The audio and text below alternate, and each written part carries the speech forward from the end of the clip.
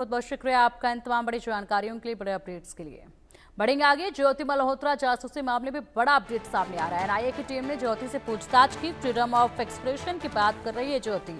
अब देखिए, freedom of expression की बात कर रही है ज्योति। वाकई में शर्मनाक है ये, किस तरीके से देश के लिए खिलाफ गद्दारी करती है, देश के साथ गद्दारी करती है, और उसके बाद यहाँ पर फ्रीडम ऑफ एक्सप्रेशन की भी बात करती है। ज्ञान भी दिया जा रहा है, यानी कि पूछताछ में ज्ञान दिया जा रहा है ज्योति की तरफ से। शायद वो भूल गई हैं कि अब वो यहाँ पर जांच एजेंसियों के हत्थे चढ़ चुकी हैं, तो ऐसे में वो यूट्यूबर, एक इन्फ्लुएंसर जो होता है, उसकी भूमिका से बाहर आना होगा, और उस भूमिका से बाहर आने के बाद यहाँ पर सवालों के जवाब देने होंगे। देश के साथ गद्दारी जो की गई है उसके लिए जवाब देने होंगे। लेकिन यहाँ पर तो फ्रीडम ऑफ एक्सप्रेशन के बारे में बातें कही जा रही हैं और बड़ी बड़ी स्पीच जो हैं वो दी जा रही हैं। ऐसे में बड़ा सवाल ये उठ रहा है कि जांच जो की जा रही है, पूछताछ जो की जा रही है, उसमें कितना सहयोग ज्योति कर रही है, कितनी जानकारियां दे रही है, किस तरीके से इस पूरे सिलसिले की शुरुआत हुई है। क्योंकि हकीकत सबके सामने है। जो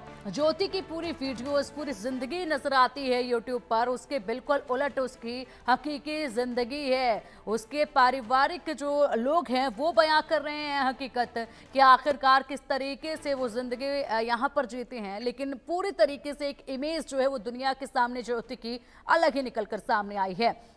अधिक जानकारी के लिए हमारे सहयोगी आदित्य का रुख करेंगे। आदित्य, पूछताछ की जा रही है, एनआईए की टीम ने पूछताछ की, लेकिन पूछताछ में यहाँ पर ज्योति जिस तरीके से बातें कर रही है, शायद वो भूल गई है कि फिलहाल वो जांच एजेंसियों के सामने है, सवालों का जवाब उसको देना होगा, ना कि यूट्यूबर एक सामने बैठी है। वो बता रही है और सवालों के जवाब वो दे रही है। फ्रीडम ऑफ एक्सप्रेशन कह रही है वो।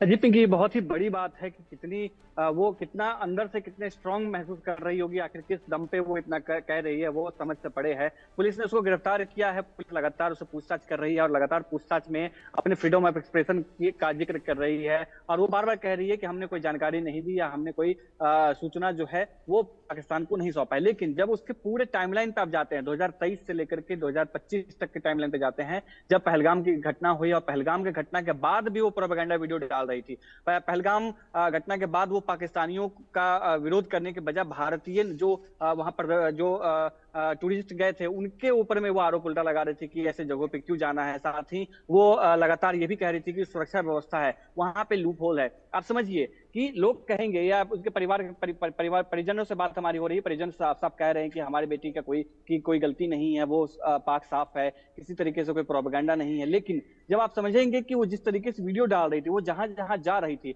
उन सभी जगहों पे वो बॉर्डर एरिया पे क्यों जा रही थी। सबसे बड़ा सवाल कि सिर्फ बॉर्डर एरिया, पिछले एक साल में आप देखेंगे कि सिर्फ बॉर्डर एरिया के बारे में ही वो वीडियो डाल रही है, प्रोपेगेंडा वीडियो डाल रही है। पहलगाम घटना हुई तो पूरा देश एक तरफ था, पूरे सैन्य अधिकारी एक तरफ से, जो देश का सेना है वो अलग एक थे, देश का विपक्ष एक तरफ था। लेकिन उसी बीच में इस तरीके के वीडियो भी आ रहे थे जिसमें वो साफ कह रही थी कि पाकिस्तान की गलती नहीं है, भारत की सुरक्षा में लीक है, इस तरीके की चीजें जो हैं बता रहे थे। उसके बाद जब पुलिस ने उसको हिरासत में लिया, लगातार वो 3 दिन तक तो साफ इनकार करती रही किसी भी तरीके से सहयोग से। लेकिन जब पुलिस ने उसको गिरफ्तार कर लिया, गिरफ्तारी के बाद भी वो लगातार पूछताछ में सेम बात दोहराई जा रही है कि फ्रीडम ऑफ एक्सप्रेशन की बात है, फ्रीडम ऑफ एक्सप्रेशन की बात है। वो इतनी शातिर है, वो इस बात को जान रही है कि ज्यादा से ज्यादा, क्योंकि वो मिलिट्री नहीं है या सैनिक किसी सेना के किसी अंग से नहीं जुड़ी है, तो इस बात को समझ रही है कि ज्यादा से ज्यादा पूछताछ में अगर पूछा जाएगा तो ऐसी मेरे पास वो कौन सी जानकारी हो पाएगी। दुनिया संवेदनशील है, देश संवेदनशील है, इस बात को फायदा उठाना चाह रही है वो कि आखिर मेरे पास कोई ऐसी जानकारी ही नहीं है जो मैं दे पाऊंगी, तो कैसे मैं दे पाऊंगी। वो इस घाल मेले में है कि किस तरीके से मैसेज दिया जाए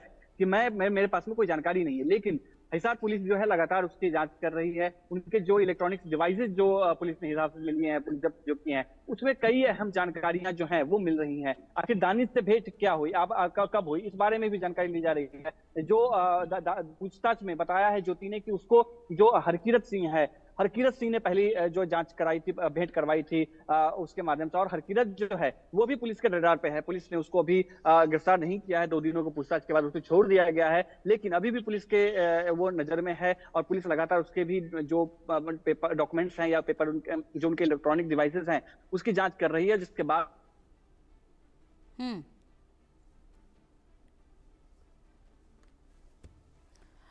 बिल्कुल आदित्य, हमारे सहयोगी को आपने सुना जो कि लगातार इस मामले में हर एक अपडेट पहुंचा रहे हैं। परिवार वालों से भी मुलाकात कर चुके हैं, ज्योति के पिता से भी बात कर चुके हैं।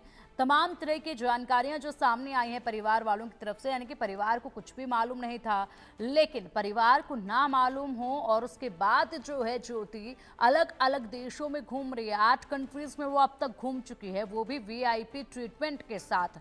ये संदेह बेहद ज्यादा खड़े करते हैं और इन्हीं के जवाब जो है तलाशे जा रहे हैं, जो सीधे तौर पर ज्योति फिलहाल दे नहीं रही है।